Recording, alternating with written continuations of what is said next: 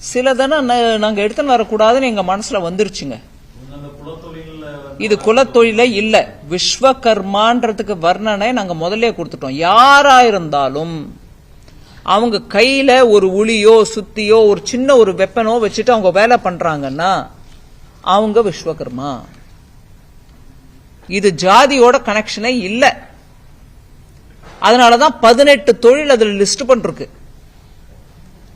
அதுல முடி திருத்துபவரும் இருக்காங்க, சிமெண்ட் பிரிக் வச்சு வேலை பண்ற மேஸ்திரியும் இருக்காரு, படகு தயார் பண்றவங்களும் இருக்காங்க. அது யாரா இருந்தாலும் சரி, அந்த வேலையை பண்ணிட்டு இருக்கவங்களுக்கு நம்ம ட்ரைனிங்கும் கொடுக்கறோம். 500 ரூபாய் பெர் டிஎம் கொடுக்கறோம். அதை தவிர 15,000 ரூபாய் கிட் கொடுக்கறோம் அவங்க தொழிலுக்கு. அதனால மத்திய அரசின் மூலமா நல்ல திட்டங்கள் வந்துருதே அப்படின்றதுக்கு ஒவ்வொன்னுத்துக்கும் தடை ஏற்படும்.